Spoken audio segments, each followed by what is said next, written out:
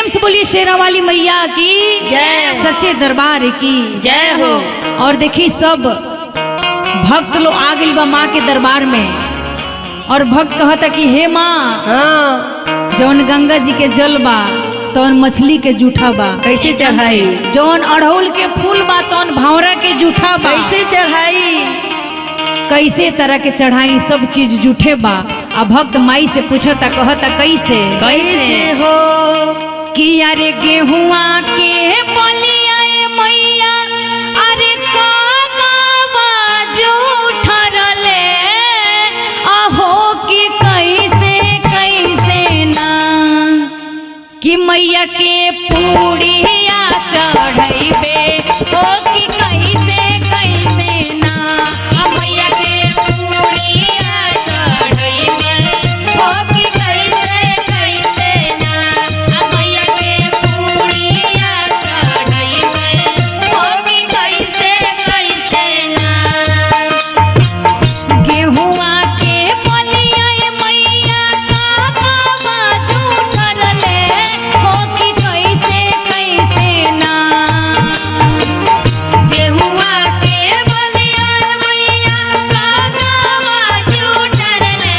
हो कि कैसे कैसे ना, मैया के पूड़िया चढ़ैबे हो कि कैसे कैसे ना, मैया के पूड़िया चढ़ैबे हो कि कैसे कैसे ना, मैया के पूड़िया चढ़ैबे हो कि कैसे कैसे ना। गंगा जी के पनिया मैया माथारी जूठरले हो कि कैसे कैसे ना, गंगा जी के पनिया मैया माथारी जूठरले हो कि कैसे कैसे ना, तोहर काला सा भरैबे मैया कैसे कैसे ना, तोहर काला सा भरैबे मैया कैसे कैसे ना, तोहर काला सा भरैबे मैया कैसे कैसे ना। अड़हुल के फुलवा मैया भावरा जूठरले हो कि कैसे कैसे ना, अड़हुल के फुलवा मैया भावरा जूठरले हो कि कैसे कैसे ना, तोह के हारावा पेन्हैबो मैया कैसे कैसे ना, तोह के हारावा चढ़ैबो मैया कैसे कैसे ना, तोह के हारावा पेन्हैबो मैया कैसे कैसे ना।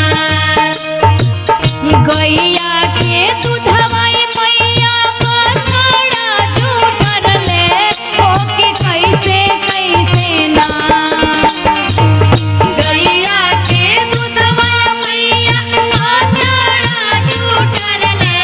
हो कि कैसे कैसे ना, तोह के खीरिया चढ़ैबो मैया कैसे कैसे ना, तोह के खीरिया चढ़ैबो मैया कैसे कैसे ना, तोह के खीरिया चढ़ैबो मैया कैसे कैसे ना, तोह के खीरिया चढ़ैबो मैया कैसे कैसे ना। प्रेम से बोलिए सच्चे दरबार की जय। जय हो।